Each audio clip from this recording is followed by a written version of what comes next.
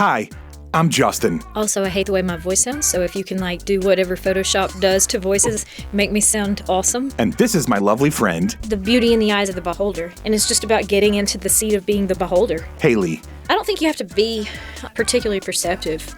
I just think you have to look up. This podcast is mostly just her telling me stories. If you expose yourself to the possibility that this might be really awkward, there can be something just really cool on the other side of it. She thinks that her life and way of looking at things are Oh, I was kind of waiting on you. I thought you were getting your stuff ready. You're waiting on me? pretty normal. You got to edit out all the misinformation about the Amish. Maybe you can relate. I would like a chance to re-sing the Amish Paradise. If you want lighthearted stories All right, you want to talk about goats? and stream of consciousness, I just woke up and needed some friends, and so I bought them. then you're going to like the Sunny Side Up podcast. Sunny side up, sunny side up, sunny side up, sunny side up. So, if you're at all like me, you may feel that you're living in a world that can be a bit overwhelming and confusing at times. I'm also a huge fan of podcasts, documentaries, docudramas, stories, and of just information in general. Between all of that and the social media and news, sometimes our brains can feel like they're on overload. Hayley and I hope that this podcast can be something of an antidote to all of that. Like little jello shots of joy and distraction. None of it is too serious or really too informative. Mostly it's just two friends who have conversational chemistry talking about whatever enters the minds of relatively ADHD people. We hope you enjoy. It's getting weirder and weirder and harder to explain. Like, it's a weird time to teach government to kids. Yes. Because I'm like, y'all wouldn't believe it, but when I was a kid, we really respected our national elected officials. Like, we thought that they were, even when scandals began to unfold, we were kind of shocked by it. Right. And maybe even personally hurt because we expected more out of them. And I'm thinking the constant exposure is what's done that. Could be. When you were behind closed doors, we just didn't know. He was probably a bunch of clowns all along. But Well, like my dad told me this years ago. It was kind of an interesting little point of, Jack Kennedy, who of course got sainted because, he was murdered, and arguably was a really it's really good for your career. Apparently so. Just like he was, I think, objectively as a president, just a really, really great president. The Cuban Missile Crisis alone, he could have done every other thing wrong, and that handling of that alone was incredible. But anyways, real quickly, but when our dear Nixon dude took a hit in the shorts and spied on his brethren in the Democrat camp, and they got busted for all of it and then had to resign. I guess my dad's point was like up until Nixon, there was sort of like this reverence for the office. You sort of left the guy alone. And when you really look back at Jack on like a personal level, hundreds of women that were his mistresses and concubines. Like the cocktail of drugs he had to take every day just to keep himself erect and going. Call it like this is what he had to do. He had an adrenal dysfunction. Did you know that? Did you know that? I've heard that before. Like I've heard that like this cocktail of drugs wasn't strictly recreational, but I'm sure there was some good stuff in it. I'm sure there's some good stuff in it, but the point of it being like during his presidency, like even though everybody around him knew that literally hundreds of women were coming in and out and all this stuff was going on, there was still such a reverence for it. It was just like the public doesn't need to know that. That's literally what was said. There was a reporter who saw a woman coming out of his hotel room and was like, "Oh, I got the story. Oh, I got it." And he runs back to the publisher and they're like, "No, that's not what we're here for." That's not what we're here for. And squashed it because at that time we didn't talk about those things. It wasn't until the Clinton scandal broke. But my dad goes back to Nixon as the breaking point of but was like the unmasking of, this dude at the top of the pyramid, he's not a saint. Right. No, we were mesmerized by that. It was the Clinton scandal when the TV ratings skyrocketed and nobody could turn it off, that the media was like, oh, this is what they're interested in. Fair. The media wasn't, the media didn't capitalize on Nixon the way it did with Clinton. And that's why now we focus so much more on the salacious than we do on the actual news. That one of the best things a politician can do is commit a small scandal to try. Like for a lot of people, the worst thing that they can say about Joe Biden is that he's kind of boring because he doesn't bring or his brain doesn't work. I don't know. There's a whole bunch of different things that I could probably say to him, but I'm not going to say it because I met him. Oh, did you? Oh, did you meet Biden? Yeah, he came to my softball game, and I don't want to tell the rest of the story. Let's just leave it there. No, he just came to my softball game. No, come on. See it? How did you meet Biden? That's amazing. Well, I mean, your brother met a president, and that was actually my brother's. I'll tell that story. That's pretty funny. I thought you did tell the story. Did I? And it may have been on an unreleased episode, so it's probably in there somewhere. Yeah, my brother. That goes under the art of looking confident, wearing a suit, and walking into a room. Yeah, that's so powerful. I'd have to ask Zach.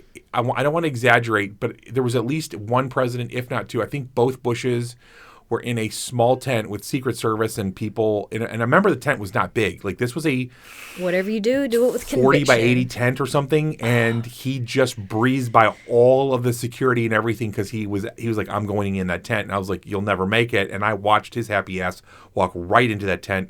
And it took 10 minutes for them to figure out he was not supposed to be in there. And then probably just politely excused him. Didn't throw him on the ground and handcuff him. No, it was just like, hey, we don't know, like, where's whatever. I'd have to ask him. Where's your press badge or something? Yep, just chin up, walking confidently. Anyways, all right, how did you meet Joe Biden? Oh, it was not nearly that interesting. He was campaigning.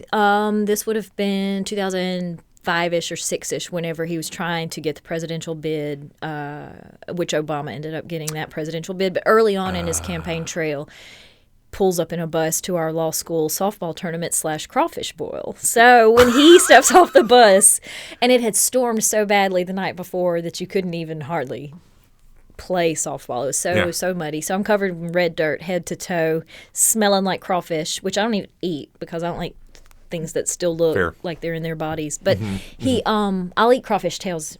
Absolutely, all day after long. They've been removed. That's sure, but yeah, he was just really nice, and he stopped off and did that politician thing, shook hands, and he was like, "It's nice to meet you, Hayley Patterson. You have really beautiful eyes, and not in a skeezy way, right, but in a way that Did he sniff your hair? Sadly, no. Dang but he it. was just trying to What's say a nice thing about a person. Yeah, no, I get it. And I think and I being eyes. covered in red mud, smelling like crawfish. The rest eyeballs were probably the only thing he regrets because I have really average eyeballs at best, hooded eyelids and everything else, not exceptional. But he found something that he could. I like it, and I was like, oh, that's but nice. But you have very kind eyes too. You think so? I do. Yeah, I think you're very kind. Is it because they're hooded? But I did not get creeper vibe. I thought he did a decent job.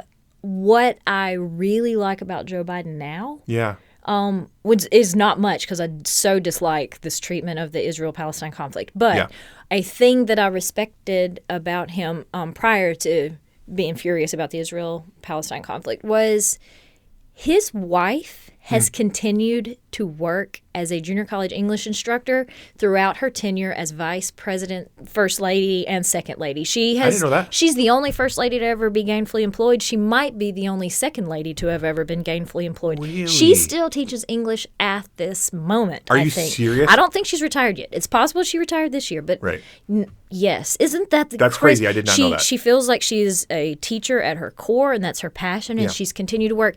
They'll send Secret Service to the community college, and they are disguised as like community college students wearing backpacks and stuff. She said she'll go entire semesters and her students not know who she is. She'll write Jill Biden, Dr. Jill Biden on the board maybe the first day of class, but after that she goes by Dr. B. And a lot of students never question it. I love that. She said that at some point she had a student that came and was like, I know who you are. You know, that's amazing. Figured it out, and she was like, cool, don't tell anybody else. Well, and I'm like, with Joe. I hope I didn't just expose her to some risk by announcing to our huge listening audience. There's at least 12 people that listen. The tens of our Ooh, nice. We get the little, I didn't realize we hadn't turned off the alarm bell. But I guess it's probably alarming. The NSA is listening and saying you shouldn't have just exposed. Have done that. Yeah. I didn't say which community college. No, you didn't. The black helicopter can now fend off. But oh snap! Oh yeah, I was thinking about Joe. Like, okay, so I've definitely bought in. Like, I mean, the clips of him like losing his mind or shaking hands with somebody that isn't there. I mean, those are epic. I mean, what are you gonna do? They're. It's a lot. I don't know, but I will say this. Me and you have talked, I think, on this very podcast about like one of my all-time favorite podcasts as an absolute podcast addict. I listen to everything. Is Smartless, right? I know where you're going because it's such a good interview. It was such a good. Smartless guys interviewed Biden, and again, in that now maybe he had like a total breakdown in the middle of there and like gurgled his pudding and talked to him. But and maybe they did. I don't know, but. He just was like kind of that older statesman, whatever guy. I don't have to agree with everything he agrees. I'm not saying that, but just a decent dude. And here's where I've learned my lesson. After everybody, having been raised in the right-wing, Republican, whatever world my whole life, everybody said such horrible things about Obama and Michelle.